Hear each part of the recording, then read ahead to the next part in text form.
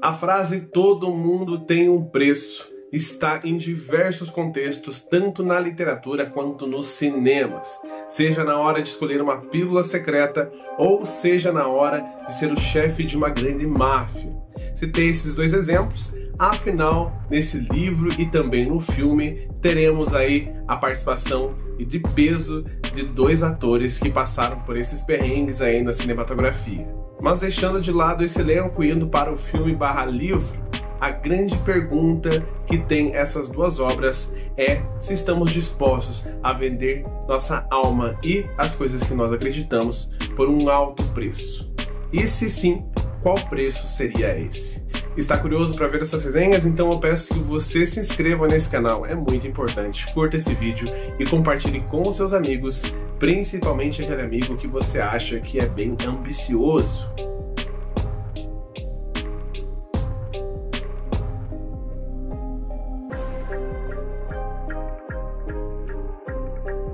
Sejam muito bem-vindos mais uma vez ao canal Cripteca. Meu nome é Diego Ferraz e vocês sabem que eu sempre fico muito feliz trazendo críticas literárias por aqui. E dessa vez vai ser um pouquinho diferente, porque além de ler o livro, eu assisti o filme nesse final de semana para saber se as obras eram parecidas e se eu gostava das duas da mesma forma. O livro em questão é O Advogado do Diabo, livro esse escrito em 1990 por esse autor aqui, Andrew Neiderman, acho que é assim que fala o nome dele. E esse filme foi adaptado para os cinemas em 1997, 7 anos depois. Foi um sucesso absoluto, talvez por seu elenco de peso, mas também pela sua sinopse que é bem chamativa. E aqui já dá a carinha das três pessoas. Falei, claro, do Keanu Reeves, que foi muito conhecido ali em Matrix, Al Pacino, que é muito reconhecido pelo seu trabalho no Poderoso Chefão, e a Charlize Theron, que tem diversos trabalhos e é, com toda certeza, uma das mulheres mais bonitas do cinema. E nesse filme ela está espetacular.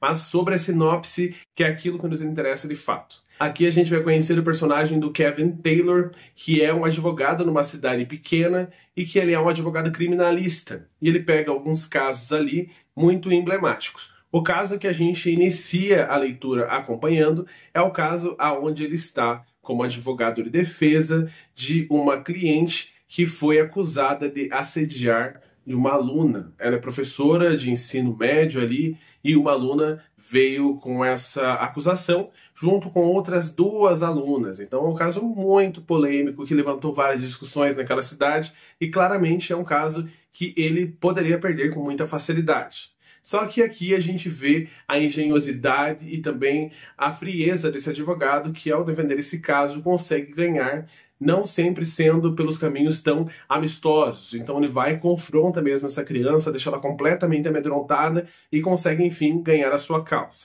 Isso é importante porque há alguém ali observando esse julgamento e essa pessoa volta a aparecer, dessa vez num restaurante, onde o Kevin está ali comemorando com sua esposa Marianne, e esse cara interpela ele, convidando ele para fazer parte de um grupo de advogados de Nova York. Grupo esse que é muito reconhecido, supostamente, por mais que o Kevin nunca tenha ouvido falar, mas que supostamente tem grande potência naquela cidade. E ele acaba indo visitar Nova York, visitar esse escritório, e conhece o John Milton, que é o chefe desse grupo de advogados, que quase são como uma família. Então são 4 outros sócios, ele vai ser convidado para ser esse 5º sócio, e ao chegar lá, ele se depara com um mundo completamente novo. Limousine que busca ele na porta, ele vai ter como benefício um apartamento gigantesco que ele não vai pagar aluguel, apartamento que está num prédio onde cada andar praticamente está um desses associados. Então é um mundo realmente de muito dinheiro, beleza, sofisticação, coisa que ele não tinha na cidade pequena. E o caso que ele pega logo de imediato também é um caso emblemático e um caso que mais uma vez claramente está pendendo para a perca desse advogado, afinal o seu cliente é claramente culpado, ou pelo menos ao que tudo indica. E o Kevin vai entrar nesse caso aí com toda a sua perspicácia e também com a sua frieza habitual, que é isso que o Sr. John Milton procura. Só que conforme ele vai passando por esse caso, com as provas, com a investigação, ele percebe que esse cara, o John, ele não é apenas o chefe dos advogados. Parece que ele tem mesmo alguns poderes sobrenaturais. Parece que ele prevê coisas que ainda não aconteceram. Parece que ele é meio obscuro. E todo aquele lugar, aquela aura daquele lugar que parecia ser perfeito, começa a se apresentar como algo assustador e opressor. Tem a história de outro advogado no livro que ocupava o lugar dele antes e que foi um cara que se suicidou, ele se jogou ali do apartamento. Então, além disso, tem uma história envolta que é uma história trágica e que talvez dê a entender para que caminho ele está seguindo. É um caminho da loucura, talvez até mesmo o caminho do próprio suicídio. E eis que as coisas começam a piorar quando o Kevin tem algumas visões, conforme ele vai sentindo que está perdendo a sua esposa, que chegou ali meio desacreditada naquele mundo novo e agora passa a ficar completamente inebriada e começa a perder até a sua própria personalidade, que era aquilo que chamava tanto a atenção dele. E aí a gente tem essa questão tão miraculosa desse cara, John Milton, ser o próprio demônio. Há muita diferença do filme com o livro. E é muito importante aqui a gente deixar claro a ideia da roteirização, que é quando um roteiro depois se torna um livro, que são coisas muito similares. Isso aconteceu com Poltergeist, e aqui num livro que depois se tornou um filme. Então, o livro tem as suas próprias peculiaridades que o autor escreveu naquele período de tempo, e inclusive imagina que ele estivesse envolto de muitas outras obras que chamaram a atenção dele, que ele trouxe para cá. Lembrei muito da leitura de um livro chamado As Possuídas, do Ira Levin. Senti que tem ecos também de Bebê de Rosemary. Então, o Ira Levin está aqui nesse livro praticamente a todo momento. E depois eu vou contar para vocês o porquê que eu achei isso. Então, aqui se apresenta essa questão, e já nos cinemas outras questões são apresentadas, afinal a gente está quase pertinho dos anos 2000, em 1997, e as referências do cinema eram outras. E já no filme, por sua vez, a gente tem uma coisa que ele tende para o lado mais visual. Isso, para mim, é fruto claro de tantas obras de cinema que abordaram essa temática e que chamaram tanta atenção por esse fato. Aqui a gente tem um demônio que ele é muito mais presente. O Sr. John Milton, ele aparece muito mais no filme do que no livro. Ele caminha pela cidade, leva o advogado, o Kevin, para conhecer vários lugares. Dá para ver que ele tem relevância não só dentro daquele ambiente ali do prédio onde ele comanda aqueles advogados, mas tem pela cidade inteira. E esse comando, essa manipulação, ela se apresenta muito bem no filme. E isso claramente é pelo fato do Al Pacino ser um grande ator e ele conseguir carregar esse papel de fato. Tem algumas coisas que eu não gostei no filme, tem algumas coisas que eu não gostei no livro, e agora sim a gente vai para a parte com spoiler. Então, caso você não tenha visto o filme, eu não lembre, aí eu digo para você pular mais pro finalzinho, eu deixo a observação aqui de que tempo que eu vou parar de falar sobre essas questões. Principais diferenças sobre o filme e livro. No livro em questão, eu gostei muito mais do desenvolvimento dos personagens. Isso era meio óbvio, porque o livro geralmente desenvolve melhor. Aqui a gente tem uma Mary Ann que ela não é tão bem desenvolvida assim, comparada com o personagem principal, que é o Kevin, mas ela é uma personagem que tem muito mais momento ali para você ver como ela se movimenta durante todo aquele cenário e toda aquela situação. Já no filme, por sua vez, ela aparece pouco. Ela não tem tanta relevância. Aqui, a Mary Ann, ela fica encantada com esse mundo novo e ela vai se direcionando cada vez mais. Inclusive, ela tem essa questão da sua personalidade mudar de uma hora para outra. Isso, para mim, não foi muito cabível, mas mesmo assim eu comprei. Mas isso vai sendo mostrado muito no livro e o livro bate muito nessa questão. Já no filme, por sua vez, ela representa aquela clássica personagem dos cinemas, por isso que eu falei que tem tanta essa questão do momento em que o cinema está passando, que é aquela heroína irresoluta, que ela é apaixonada completamente pelo Kevin e ela jamais vai abrir mão dos seus princípios. Então ela não fica nem um pouco encantada com a beleza da cidade, é completamente ao contrário. Ela começa a enlouquecer cada vez mais. Aqui no filme não tem tanta relevância o papel das outras personagens, que já no livro tem muito, que são as esposas dos advogados associados. Inclusive, os advogados associados no livro eu entendi de uma maneira diferente do que do filme. No filme é uma corporação de advogados que vai em diversas frentes. Já no livro, por sua vez, é realmente uma comunidade de 4, 5 pessoas que são consideradas como família e que o John Milton aposta todas as coisas sobre eles, inclusive questões financeiras. Eles são completamente manipulados pelo John Milton, que é uma figura de poder de fato. Tanto que em vários momentos o Kevin conversa com esses seus amigos e esses amigos apresentam uma completa reverência a esse homem, quase como se ele fosse um deus. Já no cinema, por sua vez, isso não acontece, tanto que tem até o momento em que um dos advogados se rebela um pouquinho e até confronta, coisa que no livro jamais aconteceria. O final do livro é um final também muito diferente do filme. Para mim, eu acho que cada um tem a sua particularidade. No livro, eu gostei muito, deu aquela sensação de choque, um pouco de raiva, que é um final que eu achei bem diferente daquilo que eu já estou habituado a ler. Já no filme, por sua vez, veio uma coisa meio mirabolante envolvendo família, que pareceu quase um final de novela mexicana, e tem também uma questãozinha lá no final que é perto do que o livro fez, só que não da mesma forma. Se você assistiu a obra e leu o livro, você vai entender o que eu falei. Para mim, eu ficaria com o final do livro, que ele foi menos mirabolante e mais enxuto.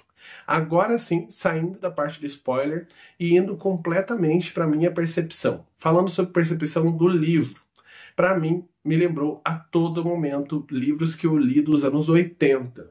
Essa questão de não acontecer muitas coisas, mas a atmosfera sendo criada pouco a pouco.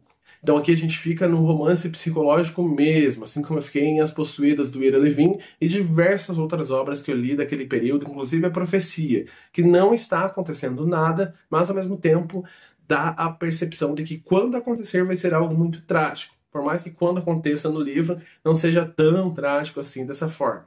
Mas eu gostei dessa atmosfera e isso fez com que o livro fosse muito rápido de ser lido. Eu li em 3 dias. Se eu estivesse fora do meu trabalho, com toda certeza eu leria muito mais rápido.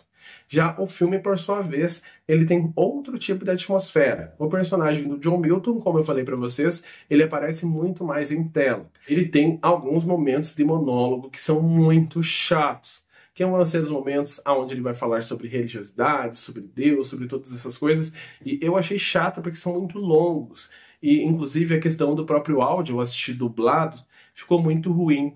A pessoa que dublou o John Milton, pelo menos para mim, quando eu estava ouvindo, não combinou, com uma voz muito grossa, e essa voz grossa, ela perdeu um pouco daquilo que estava sendo falado de fato. Talvez se eu visse uma versão legendada, eu conseguisse pegar mais aquilo que ele estava falando, mas mesmo assim eram coisas chatas. A sensualidade, ela é muito perdida no filme, por mais que tenha Charlize Theron. Aqui no livro eu senti mais essa questão da sensualidade, inclusive numa sensualidade opressora. Tem umas cenas das festas do John Milton que elas lembram muito essa questão hedonista. E isso para mim faz todo sentido com o personagem que está sendo falado, que é o próprio diabo. Então, tanto o prédio onde ele está, quanto os apartamentos são muito suntuosos, as festas, elas são muito voltadas para algo quase que como uma orgia, com vários ambientes escuros, com as vozes sendo sussurradas, as mulheres a todo momento fazendo cenas de volúpia e os homens também. Então isso fez muito sentido para mim. E também tem umas cenas onde o Kevin fica beirando o sonho e a realidade, que inclusive é nesse momento em que se insere a dúvida de que seu patrão é ou não o demônio, aonde ele se vê transando com sua esposa, e tem mais uma vez essa questão da sensualidade, essa questão meio opressora. Já no filme, por sua vez, não tem quase nada disso, é uma coisa bem fechadinha, aparece uma cena ou outra, mas mesmo assim nada suficiente para trazer essa cena que é mais requintada de fato do que tem uma cena ali no final do filme que é mais grosseira, mais bruta, mais para violência mesmo de fato. Outra observação que eu trago é a questão da própria religiosidade, que aqui no filme ele é abordada mais como algo verbal, que é falado a vários momentos, mas não representa tanto perigo para o John Milton, que inclusive tem cenas que ele está dentro de uma igreja. Já no livro, por sua vez, as coisas não são faladas de maneira tão verbal assim, só que é um grande risco para esse personagem. Então, como falei, são obras muito distintas, não tem mesmo como fazer uma comparação. Mas são obras interessantes. Eu, por minha vez, não gostei tanto do filme, achei um filme meio forçado, com algumas cenas bem problemáticas, inclusive uma cena inicial, que é o momento aonde esse advogado vai interpelar o personagem do Kevin, convidando ele para participar ali do Milton e Advogados Associados, e aí o Kevin, ele fala uma coisa que eu achei muito nada a ver, não sei nem para aquela época, que ele fala sobre a cor da pele do cara que era o advogado, como se ele debochasse da questão, fazendo a ideia de que ele jamais seria um advogado. Tipo, ah, mas você vindo aqui, isso deve ser uma piada dos meus amigos, você é negro. Eu falei, cara, que coisa idiota, coisa besta, inclusive para aquele período. Não sei como que passou na eleição esse texto. Já no livro não tem essa questão problemática, é uma questão bem tranquila mesmo, pelo que eu me lembro, pelo menos nada me chamou a atenção nesse ponto. Mas eu também sei que tem períodos de tempo muito distintos e que alguns textos eram muito mais aprovados antes do que são hoje. E claramente é uma coisa muito ótima que hoje não sejam aprovados. A gente evoluiu, né, como espécie humana.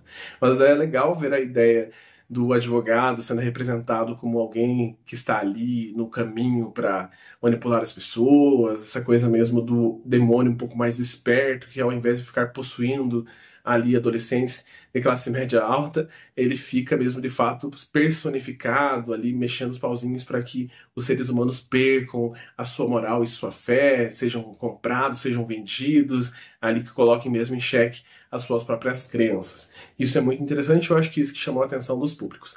Então, enfim, é a minha crítica de modo geral, espero que você tenha gostado, e caso você tenha lido ou visto o filme, escreva embaixo o que você achou. Lembrou para você outras obras assim como lembrou a mim enquanto eu estava lendo, ou você achou que nada a ver, não lembrou nada? Comenta, com toda certeza eu vou ficar muito curioso para saber o que vocês têm para me contar. Então, obrigado mais uma vez por cada segundo de vocês por aqui.